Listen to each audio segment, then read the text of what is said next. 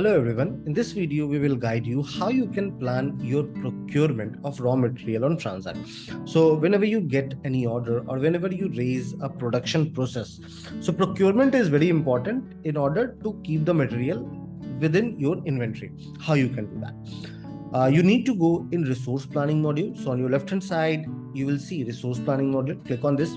Now here is all the list of options through which you can plan the procurement. So you can go with order confirmation, you can go with process details as well.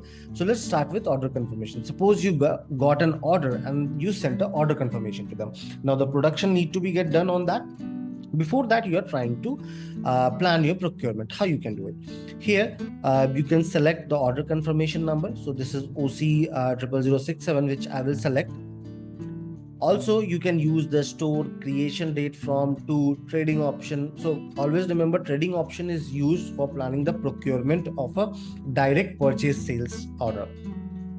What I will do, I will just click on generate report next. So it will open a report in front of me listing all the material of bill of material which are available. So suppose in my OC, the finished good will be there. For that, bill of material is created. So all the raw material will be listed here.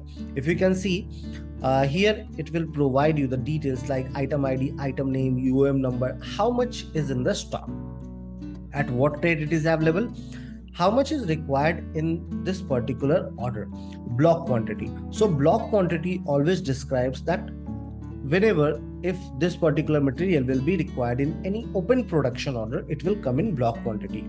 So that it will show you that this particular material is blocked for such and such processes. You cannot use it here. Total ordered, how much PO have been raised, total inward QIR pending approval quantity. It will provide you all the steps listed. Like suppose you have purchased the order, the PO is raised, but it have not been inwarded, or the inward have been done but QIR is not done. So it will provide you those lists as well. Pending approval quantity to be ordered. This is where it will provide you that how much you need to order. So always it will work in such way that it will just check that how much is in the stock, how much is blocked. So it will minus it from here. Then after it will see that how many are ordered but remaining are pending, and then after how much more need to be ordered. Also the total price, it will take the last price of the purchase and it will show you that total price what will be involved. We do have other options as well, other columns as well, which you can check. On your left hand side in the very top, you will see columns option. Here you can select as per your requirement. Like suppose required in, blocked in. So I can select the blocked in column, and please check here. It will provide me all the list of PIDs along with the quantity which are open where this material will be required. And this is how you can plan exactly that how much material need to be ordered, and accordingly you can very well go ahead and just order it. Same goes with the process.